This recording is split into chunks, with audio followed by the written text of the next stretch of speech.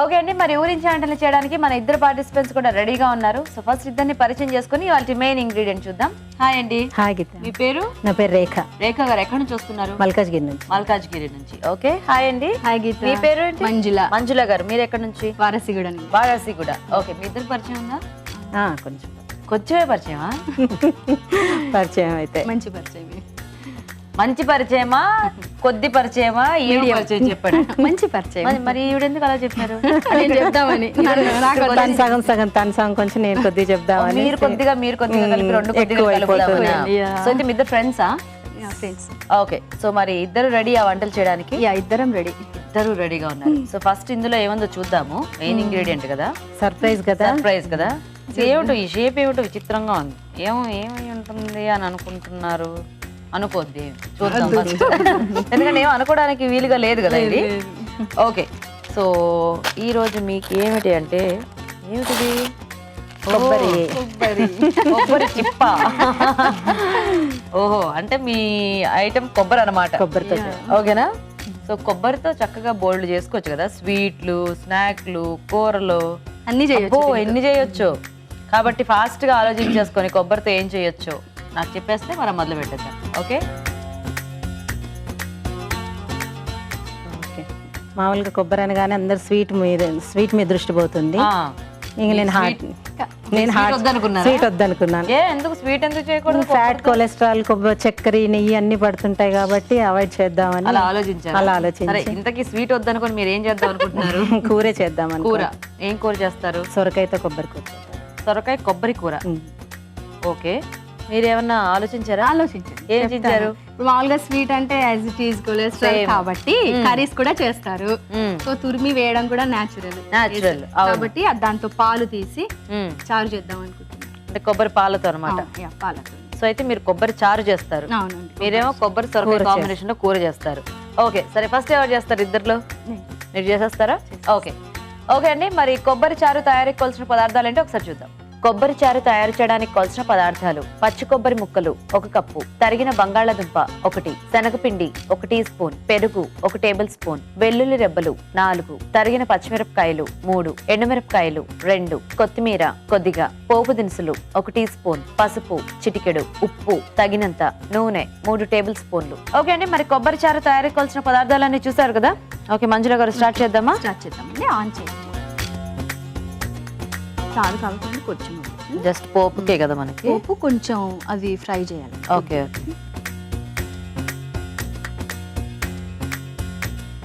వేడైంది కదండి.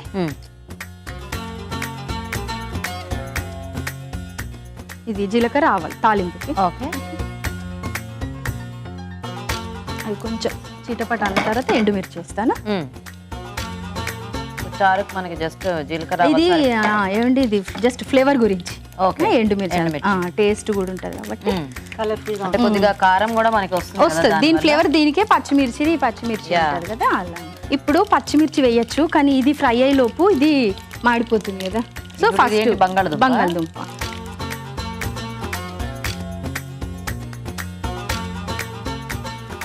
ఇప్పుడు పచ్చిమిర్చి వేసేస్తాం. సో ఈ కొబ్బరి చారు మీరే ట్రై చేశారా, ఎక్కడైనా చూసారా రెసిపీ? లేదు, అంటే మా అత్తగారి ఇంట్లో అండి. నా పెళ్ళి అయినాక వచ్చాక నాకు తెలిసి ఇది కొబ్బరి చారు. మామూలుగా ఫస్ట్ తినేదాన్ని కాదు. ఎందుకు నచ్చలేదు? ఏంటో ఎట్లుంటది కొబ్బరి పాలు కదా అని. నిజంగా ముందు వంటలే వచ్చేవి కాదు. వంటలు రాకపోయినా తినడం అనేది అందరికీ మన పుట్టుకతో వచ్చింది కదా. వంకలు పెడతాం అయితే అందరికి కామన్ కదా. నిజంగా అండి, చాలా బాగుంది. ఒక రోజు తినండి అంటే ఇంకా తిని ట్రై చేసా, చాలా బాగుంది. ఇప్పుడు అంటే కొంచెం వెల్లుల్లి ఓకే ఫ్లేవర్ కి ఇది కూడా. సో తినకపోతే అత్తగారు ఏమనుకుంటారోనని తిన్నారా? చాలా బాగుంది, మా హస్బెండ్ కి చాలా ఇష్టం. సో వెల్లుల్లి కొద్దిగా కచ్చపచ్చగా దంచి వేయడం అంతే. ఓకే, ఇప్పుడు కొంచెం కొత్తిమీర కొంచెం ఏమో తర్వాత వేయచ్చు. ఓకే, అయినాక ఇందులో కరివేపాకు ఏం వేయట్లేదా? వద్దండి, ఒట్టి కొత్తిమీర వేయచ్చు. ఓకే, కొంచెం సిమ్ చేయండి ఇప్పుడు. సో అయితే ఇది మీ అత్తగారు నేర్పించిన వంట అన్నమాట. ఏమండి, ఇది కొబ్బరి పాలు. ఇది ఏం చేసానంటే కొబ్బరి అండ్ పచ్చిమిర్చి మనం గ్రైండ్ చేసేటప్పుడు పాలలోనే కొబ్బరితో పాటు పచ్చిమిర్చి వేయాలి. సో దాంట్లోనే ఇవి కొంచెం కారం ఉంటాయి పాలు.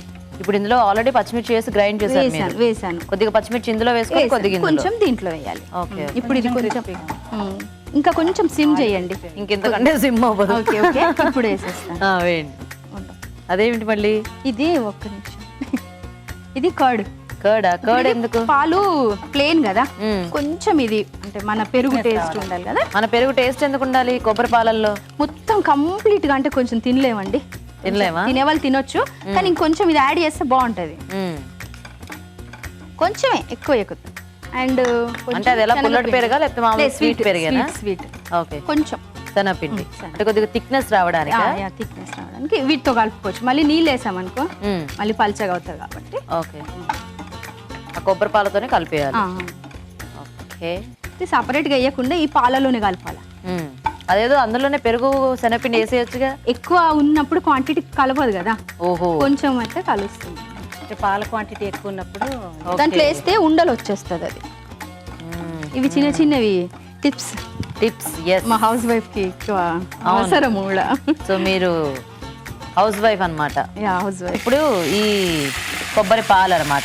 కొబ్బరి పాలు ఆల్రెడీ పచ్చిమిర్చి వేసి గ్రైండ్ చేశారు, మళ్ళీ కొద్దిగా శనగపిండి, ఇప్పుడు కొంచెం సాల్ట్. ఇది సాల్ట్ అండ్ పసుపు లైట్ గా కలర్ గురించి అండి.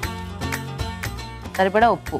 నేను పాలు చేసేటప్పుడు కొంచెం వేశారు, సో ఇప్పుడు మళ్ళీ కొంచెం వేస్తాను. ఓకే. అంతే. ప్లెయిన్ రైస్ లో అలా బాగానే ఉంటుందా? చాలా బాగుంటుంది ప్లెయిన్ రైస్ లో. స్వీట్ గా అలా ఏం ఉండదా? ఉండదు. జస్ట్ ఏమంటారు కొబ్బరి పాలు తీయదనం ఉంటుంది అంతే, కానీ ఎక్కువ స్వీట్ గా ఏమి ఉండదు. ఇప్పుడు జీరా రైస్ అట్లాంటి వాటిలోకి ఎట్లా ఉంటది? తినొచ్చు, కొంచెం దీన్ని థిక్ చేసుకోవాలి. అప్పుడు థిక్ చేసుకోవాలి, రైతా లాగా పెట్టి.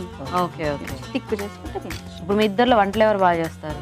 మీరు చెప్పాలి ఇప్పుడు చూసి. అంటే ఇది ఓకే, జనరల్ గా వెరైటీస్ గానీ అట్లాంటివి మీకు తెలుస్తుంటది కదా. అంటే నేను చెప్తా, ఆ విషయం చెప్తా. అంటే తన పిల్లలు కొంచెం ఎక్కువ వెరైటీస్ ఇష్టపడుతుంటారు. అగైన్ చేస్తుంటది, రిపీట్ కొత్త కొత్త చేస్తుంటారు. చాలా సో తను చాలా కొంచెం పొంగి వచ్చింది కాబట్టి. ఎందుకంటే ఎక్కువ చేస్తే అది పగిలిపోయే అవకాశం ఉంటుంది. చాలా కాంప్లికేటెడ్ గా చేయాలి. చెప్పడానికి ఈజీయే, కానీ కొంచెం జాగ్రత్త. రెసిపీ సింపుల్ అయినా కొద్దిగా జాగ్రత్తగా చేసుకోవాలి. ఏ మాత్రం ఇదైనా కానీ పగిలిపోతుంది. ఓకే. అయిపోయిందండి అంతే. ఇంకా వేసేయండి. ఇంక ఇందులో మనం వాటర్ ఏం మిక్స్ చేసుకోకర్లేదు. మనము పాలు కొబ్బరి తీసేటప్పుడు వేసింది ఇంకా మళ్ళీ వేయద్దు. ఓకే. అంటే వేడి నీళ్ళు పోస్తే కొంచెం థిక్నెస్ వస్తాయి. Okay okay. ఇప్పుడు బంగాళదుంప వేసారు కదా, అలా వేరే వెజిటబుల్స్ కూడా యాడ్ చేసుకోవచ్చు అన్న కావాలంటే. టేస్ట్ కాకపోతే ఎక్కువ ఆప్షన్స్ ఉండవు దీంట్లో. ఇప్పుడు క్యారెట్ వేసామా, దీని టేస్ట్ పోతుంది. బంగాళదుంప అంత అనిపించదు. ఇప్పుడు సాంబార్లు అంటే అన్ని వేస్తాము.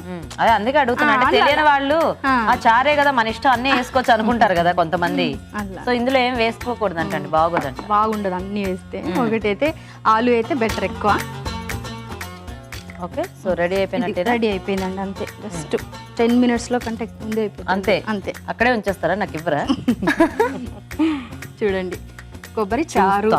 చూడండి, చూసా. చూడమేనా? ఇప్పుడు ఎలాగో టేస్ట్ చూడండి కదా, మీ వంట అయ్యాక టేస్ట్ చూస్తారు రాజుగారు వచ్చాక, అందుకే చూసాను. బాగుంది, చూస్తానికి చాలా బాగుంది. మరి టేస్ట్ ఎలా ఉంది అనేది తర్వాత తెలుస్తుంది.